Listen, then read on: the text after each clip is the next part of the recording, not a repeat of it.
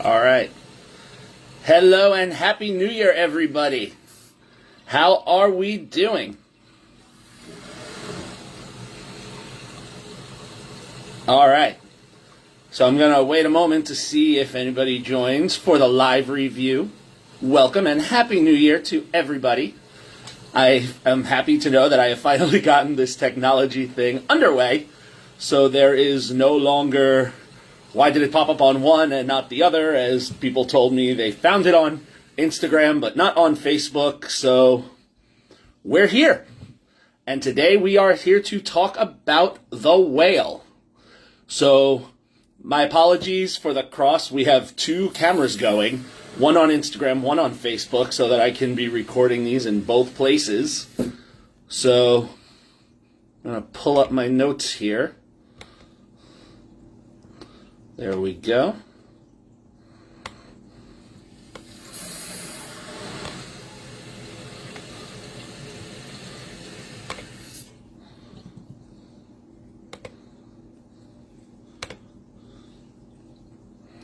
All right. So we're going to dive into it. So today is day 25 of the 95 days of award season posts. Based on the 52% of the vote, we're talking about Darren Aronofsky's The Whale. Now, I don't know if anyone else has had a chance to check this one out. It is currently only in the theaters right now. So if you're interested in seeing this film, you got to get yourself out to the movies. They haven't released any information yet about whether or not this will be streaming soon or to let somebody in? Sorry, I'm still learning all the social media pieces. There we go. So with this film, this has been an incredible film to watch. And for those that had requested or had voted for Tar or Women Talking, don't worry, those reviews are going to be coming soon. But let's talk about The Whale. So right at the start of this one, we meet Charlie. He's a professor who pretty much has a routine life where he teaches his online courses and he keeps his camera off because he doesn't want to reveal to his students his physical appearance. Which we, as the audience, as soon as we see at first sight, it's very difficult for us to not sympathize with Charlie as he can barely move off of his couch without the assistance of a walker and a true large amount of effort. His life is very routine. He gets up. Unfortunately, he binge eats. He teaches his class or grades the papers for the classes when necessary. And the one constant that he has in his life is Liz, a nurse who is also a friend who comes regularly to help take care of him and is constantly trying to convince him to go to the hospital because he is at risk of congestive heart failure. But as Charlie keeps saying, he doesn't want to risk the hospital bills and rack up the debt that would come with going, so he stays home.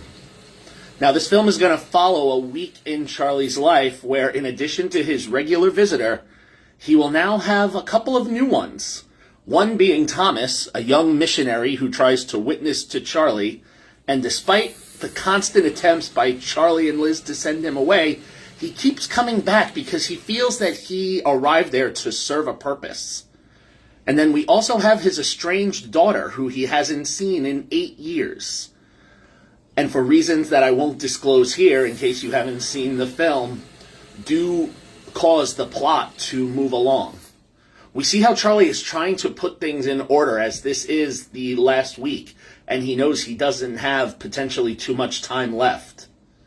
So we're going to see how his relationships drastically change with all of these individuals, including, and I didn't mention them yet, his estranged ex-wife.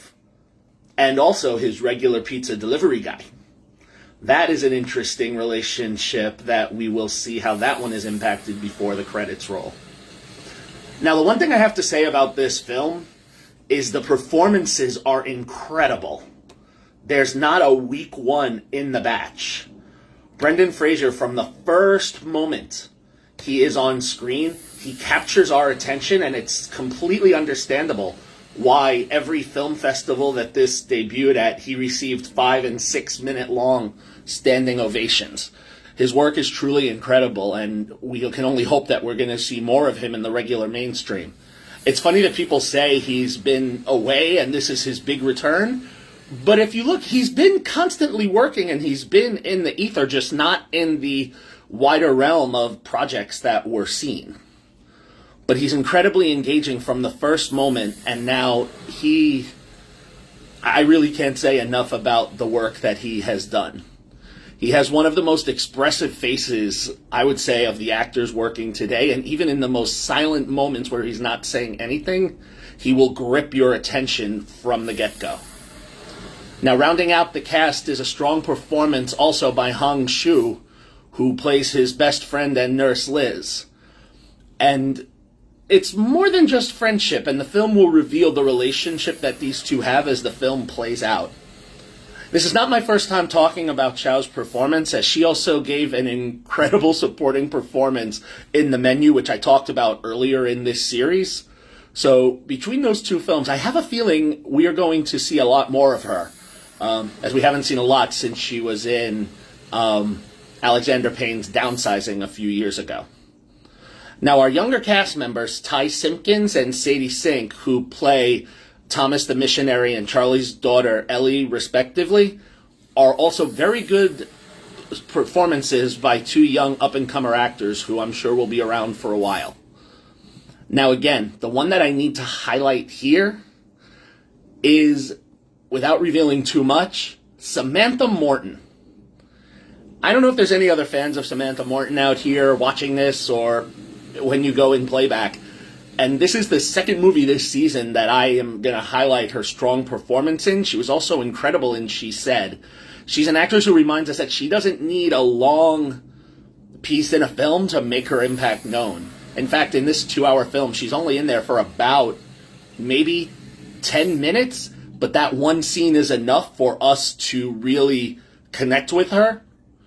And she just steals the scene away from Frasier, which is no easy feat. So, again, for the Oscar nominations or chances for this film, I truly feel that Frasier is a lock for a Best Actor nomination. He's been nominated for almost every award in the season. But I also don't want to shy away from recognizing the supporting work for Chow and Morton. I think the two of them could definitely enter that conversation, as well as the hair and makeup people for the work they did on Brendan Fraser. I could see also getting recognized in the awards season. Aronofsky, this is some of the more solid work that we've seen since 2010's Black Swan, so it's possible that he could re-enter the conversation as a directing nominee, but unfortunately his last film, Mother, did leave a bad taste in many people's mouths, so I'm not sure if he will re-enter the conversation.